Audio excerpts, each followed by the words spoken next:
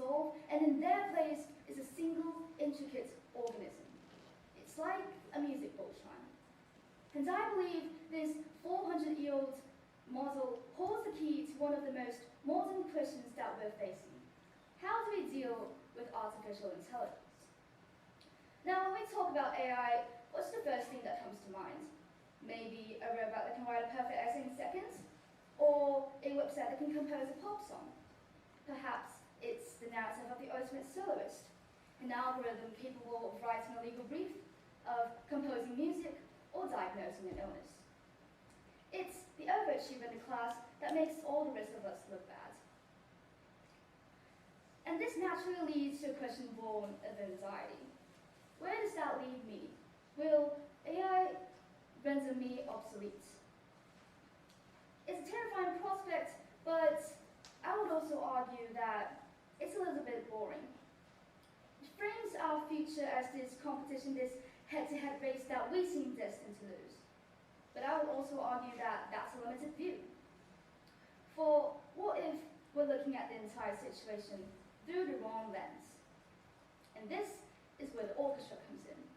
An orchestra isn't just a collection of identical players, it's more or less a lesson in organized chaos. First, we have the differentiated intelligence.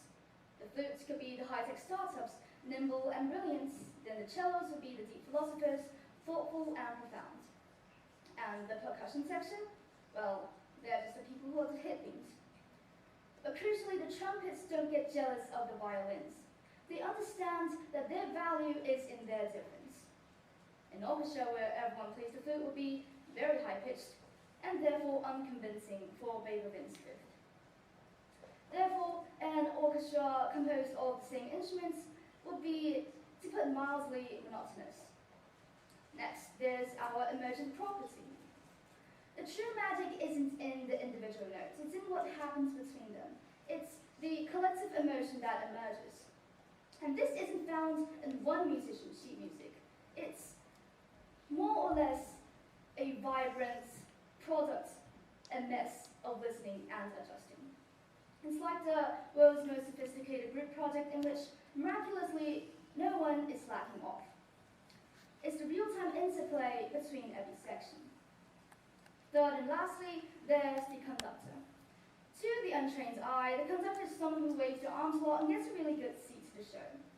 They don't contribute a single note, yet their role is indispensable.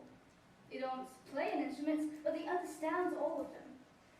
They hold the vision for the whole, listening, synthesizing, and balancing all the specialized parts into a moving and coherent whole. Their job is to listen to this glorious cacophony and whisper to brass, "A little less triumph, guys," and beg the strings, "Please, more passion, this is a tragedy." They are the unifiers. And now let's transpose this model onto our technological landscape. All these AI, these image generators, these chatbots, these data crunchers, they're not our replacements or rival soloists that purposely steal our show.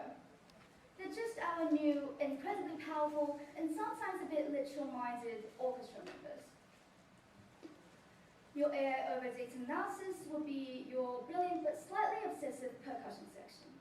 The creative AI, well, that's your flamboyant string section, sometimes producing genius, and at other times, generating a picture of a cat wearing a tuxedo riding a unicorn on Mars. Our role, therefore, needs to change. We don't want to be the best instrumentalist in every section. We want to pick up the conductor's baton. Our uniquely human capacity becomes one of orchestration. It's the ability to set the vision, to ask the questions, to provide the ethical and creative context, and knowing that when the AI offers you a thesis about the existential crisis of the toaster, you might want to gently suggest a new direction. We have to weave these powerful specialized products into a symphony that serves a human purpose. We want to move on from being the players to being the architects of the whole, to being the maestros. So my challenge to everyone in this room is this. Let's change the question. Let's stop asking, what will AI do to us? And start asking, what can we build with it? How do we conduct this new ensemble for the challenge of climate change?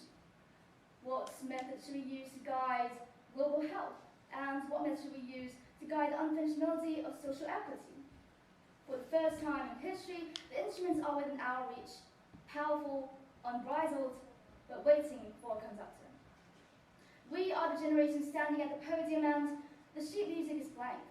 It's a little terrifying, I know, but it's also the opportunity for a masterpiece.